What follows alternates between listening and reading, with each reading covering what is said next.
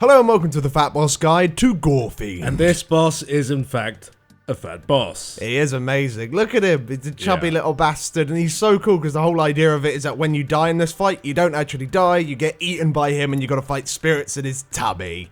Oh, what an adorable fucking menace to society.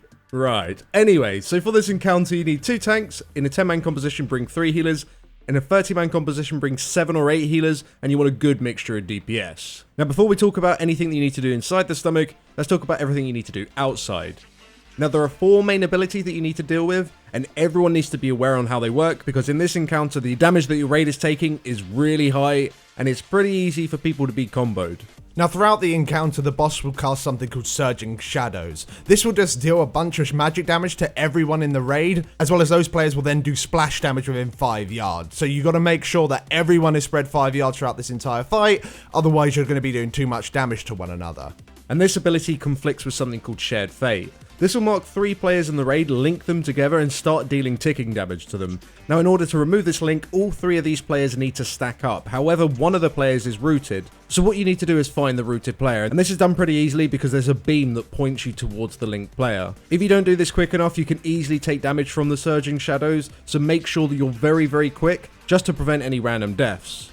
Now something that can conflict with Shared Fate is something called Crushing Darkness. The boss will almost constantly spawn spiral patterns within the room that shortly explode after they spawn. These can spawn on top of players that are rooted, so it's very important that if someone is rooted again, just get to them so they can move out of it as soon as possible. Apart from that, everyone else, just make sure you don't get hit. Now one of the most important abilities the boss does is something called Touch of Doom. This will debuff 3 players in the raid for 8 seconds, and when this debuff expires, these players will explode and deal raid-wide damage. Now the damage that they deal is reduced the further players are away from the explosions. Now when you explode, you also leave a pool on the floor that lasts the entire fight. So when you get this debuff, you want to move out to the sides of the room to make it so not only you are far away from players, but you're also placing these pools in nice locations. Now in this encounter you will need to go inside the stomach of the boss to defeat adds, otherwise you have to deal with stronger versions of these adds in the main room. Now you enter the stomach by 2 different methods. You can die from any of his abilities, this will drag you inside and place a 3-minute debuff on you, and there is also a debuff called Shadow of Death that will kill a selection of random players after 5 seconds, and this will also apply the 3-minute debuff. Now this 3-minute debuff called Gorefiend's Corruption will make you immune to the Shadow of Death, but it will also make it so if you die, you won't be taken inside his stomach, you'll just die. So when you do have this debuff, you cannot go back inside until it has dropped. Generally as players, you do not want to be killing yourselves to try and go inside the stomach. Normally the Shadow of Death will be enough to send enough people inside to deal with the ads. So don't go around killing yourself saying, oh, it was so I could go inside. No, just don't try and kill yourself. Now when you're taken inside the stomach, you have 40 seconds to do what you need to do before you are digested.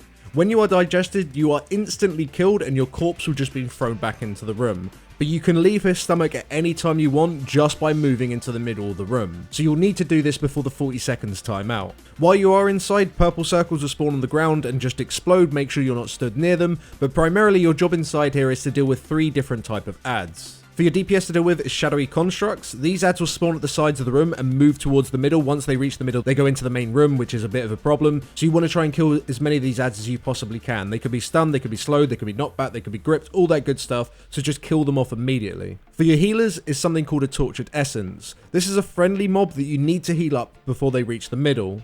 If you heal the mob before they do reach the middle, they will just disappear harmlessly. But if they do reach the middle, their health will be reverted and then they'll enter the main room. And again, when they're in the main room, they also cause some problems. And there is also a tank ad, but this guy will only ever spawn when there is actually a tank inside.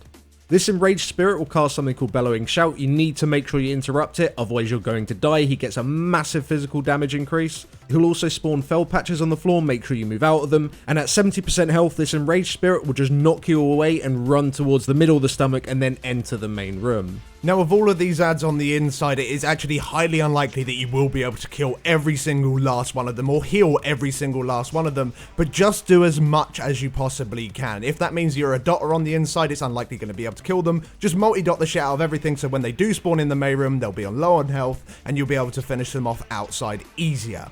Now when constructs reach the outside, these will now start fixating on players and chasing them down. If they do reach the target, they will explode and deal a shit ton of damage to anyone within 10 yards. You just cannot let them reach you. They are slow at first, but they start getting faster and faster and faster, meaning that you can't kite them forever. However, these guys have fairly low health, so you should be able to deal with these relatively easily. With the healing ad, DPS can now damage them when they're on the outside, and all they do is just constantly spam a volley that slows the entire raid and ramps up in damage per cast. You need to kill these off super quick because it's slowing people that are kiting and it's just generally causing a bunch of problems. Just finish them off nice and quickly. And with the Spirit, which is the tank ad, these will now apply a stacking dot to the tank. You need to taunt on around 5. They'll also continue to do their bellowing shout that you need to interrupt, otherwise they'll just kill everyone. But an ability that they have gained is something called Raging Charge, which will just charge around the room and it hits you and it stuns you and it's annoying. Just move from it and you'll be fine. Now, whilst all of these ads are up on the outside, don't even think about the boss. Don't think about damaging the boss. These ads are the only thing you need to deal with. So kill off the spirits as soon as possible, then switch to the essences and then the constructs. And when there are no ads available, then think about dealing with the boss. Now, you may have noticed that Gorefiend does in fact have an energy bar, and this slowly depletes throughout the fight, and once he hits 0% energy, he'll stop all of his abilities and cast a new one called Feast of Souls. This is a 1 minute long channel that just deals ticking damage to the raid every 2 seconds as he regens his energy. During this time, he'll be taking 100% extra damage, so DPS, this is amazing for you. The idea is to stack up and chain all your healing cooldowns just while you nuke the boss. However, during this phase, there are souls that spawn at the back of the room and will slowly move towards the boss.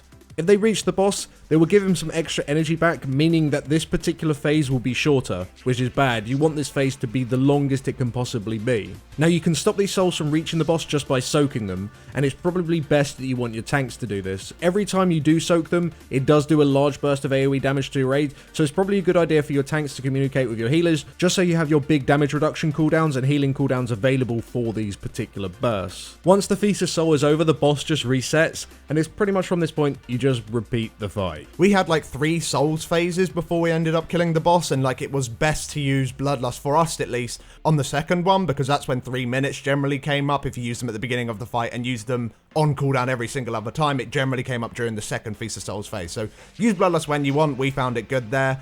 It's quite an endurance fight though. Yeah, it's very healing intensive as well. Yeah, it seems like it's slowly, these patches of goo slowly coming from the sides of the room as you're dealing with the Touch of Death debuff, so it does get a little bit claustrophobic, but as long as you deal with the ads properly in that phase and then just stack up and nuke the shit out of the boss during the Souls phase, you'll be fine. But thank you very much for watching, guys. If this guide did help you out, then please do drop us down a like, and we shall see you in the next video. Thanks for watching.